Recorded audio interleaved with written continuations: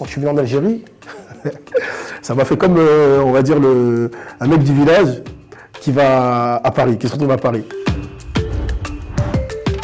Mohamed, min Mali, ou la min Paris, j'ai la trentaine d'années, enfin entre 30 et 40 ans. J'aime bien garder mon âge secret.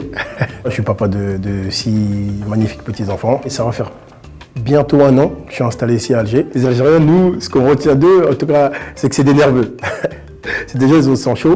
Après, nous, l'image qu'on a de l'Algérie, c'est surtout avec, à l'époque, le film qui était passé, là, Il était une fois dans l'Oued, où, tu sais, le port où c'est chargé avec les bagages, ça crie, les bouchons, l'ambiance du bled, quoi. Des habits qui sont étant au bord des fenêtres, etc. Donc une ambiance bled, mais moi, j'avais vraiment pas d'image, franchement, j'avais pas d'idée de ce que c'était l'Algérie en soi. Moi, j'ai fait un choix de déménager de la France. J'ai eu mon premier enfant, par la suite, j'ai eu mon deuxième enfant. Et franchement, voyant le climat dans lequel on voit la jeunesse, comment elle se dégrade, en tout cas pour moi, parce que je viens de la France, je vois la dégradation qui va à une vitesse incroyable.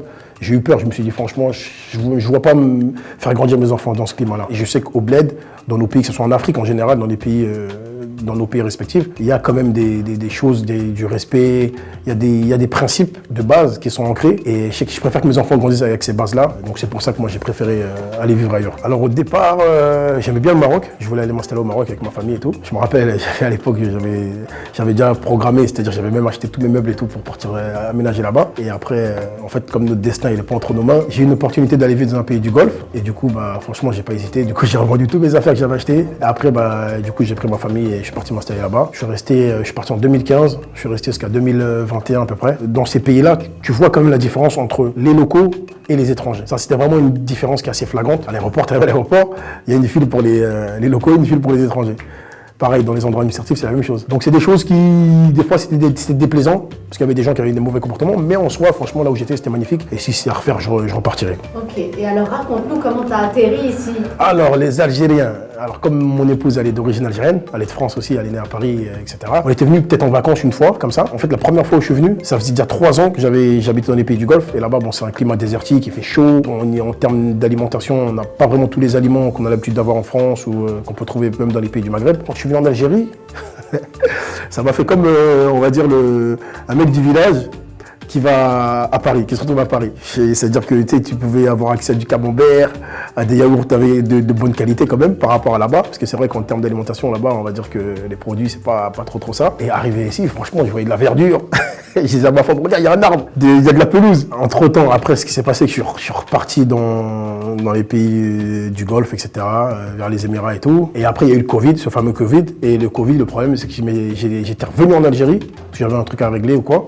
Et je me suis retrouvé bloqué pendant le Covid. Et là, du coup, j'étais forcé de rester et j'avais des démarches à faire administratives.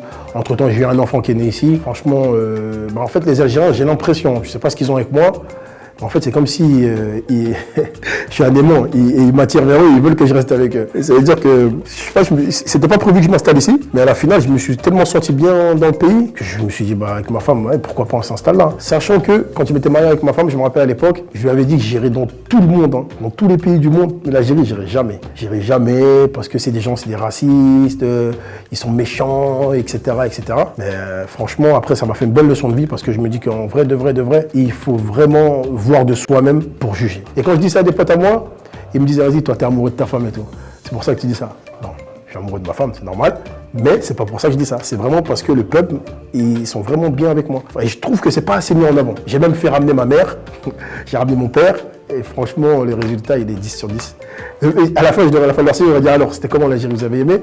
Ils m'ont dit, franchement, rien à dire.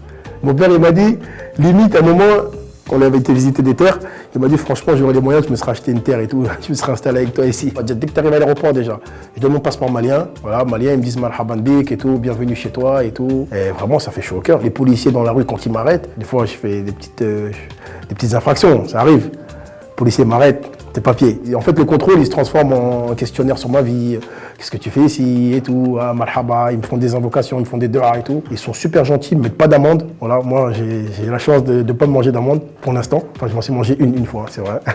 Avant de voyager, de quitter la France, j'avais